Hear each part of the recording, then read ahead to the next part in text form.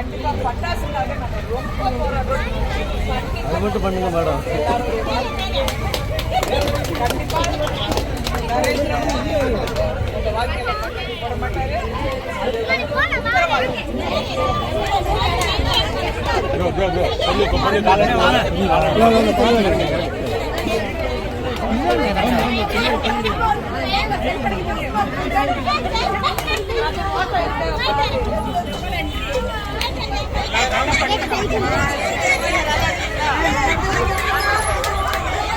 முதல் முறையாக நான் ஒரு வேட்பாளராக இங்க நிற்கிறேன். மேடைகள் நான் பேசியிருக்கிறேன். ஆனா இந்த முறை உங்களுக்காக, உங்கள் சகோதரியாக,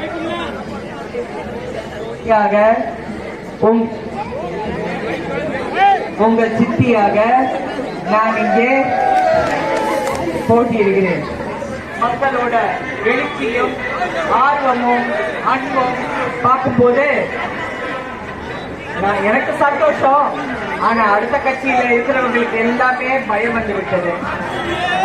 ஏன்னா அவங்க நாங்க தான் அப்படின்னு இருக்காங்க. அவங்க பார்த்து போச்சு இந்த 3 வருஷம் மக்களுக்காக என்னென்ன சொன்னாங்களோ எதுவுமே செய்யவில்லை என்று மக்களுக்கு தெரிஞ்சு விட்டது. இப்ப என்ன முகத்துடன் அவங்க இப்ப வந்து ஓட்டு கேட்பாங்கிறது அவங்களுக்கு தெரியல. அதனால என்ன பண்றாங்க, எல்லாம் திட்டுறதுதான். நீங்க நினைச்சு பாருங்க, இப்ப இந்த தேசிய ஜனநாயக கூட்டணியில் யார் உங்கள் பிரதமர் அப்படின்னு சொன்னீங்கன்னா நரேந்திர மோடிஜி அவர்கள் பிரதமர். 10 வருஷமாக ஊழல் இல்லாத ஒரு நல்லாட்சியை மக்களுக்கு கொடுத்திருக்கிறார். 3வது முறையாக அவர் கண்டிப்பாக வருவார் அப்படின்னு எல்லாரும் அடிச்சு சொல்றாங்க. ஆனா இங்க இருக்கிறவங்களுக்கு மட்டும் அது பண்ணிட்டு தெரியல. அவர் என்ன செஞ்சாரு, என்ன செஞ்சாரு பட்டியல் போட்டு எல்லாரும் காட்டுறாங்க. மதிப்புக்குரிய அண்ணாமலை அவர்கள் அப்படியே குழந்தைக்கு சொல்ற மாதிரி வேட்டி அப்படி துப்பாக்கி எடுத்து சுடுற மாதிரி டப்பு டப்புன்னு அடிக்கிறாங்க. நீ பணத்திற்கு தரையா உன் பிள்ளைக்கு நிக்கிறான், நீ இப்படி செஞ்சுதானே இப்படி நிக்கிறான்னு அவர் அப்படியே அடிக்கிறாரு. இது வரைக்கும் இந்த திராவிட முன்னேற்ற கழகத்தை யாருமே இப்படி பேசினது இல்லைங்க. ஆதாரத்தோட பேசுறாரு. எல்லாம் பயந்துட்டாங்க. இப்ப என்ன பண்ணுவாங்க, அவங்க பிரதான சேனல்ல பாருங்க நம்மளதான் திட்டுவாங்க. இவங்க என்ன சொல்ல முடியும், இவங்க இந்த மாதிரி நலத்திட்டங்கள் அவங்களால செய்யும், அவங்க என்ன செய்யறாங்க அதெல்லாம் அவங்க சொல்லல. அவங்க அதெல்லாம் சொல்ல மாட்டாங்க. ஏன்னா சொல்றதுக்கு எதுவுமே இல்லை. கேஸ் 100 ரூபாய் குறைக்கிறேன்னு சொன்னாங்க, செஞ்சாங்களா? சர்க்கரை இலவசமா கொடுக்குறேன்னு சொன்னாங்க, செஞ்சாங்களா?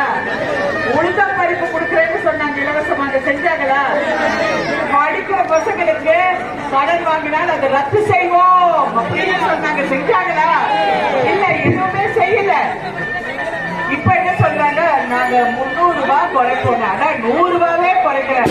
இதுல தமிழ்ல சொல்வாங்கல்ல, போனவா இதுல கொட்டாய் வேற.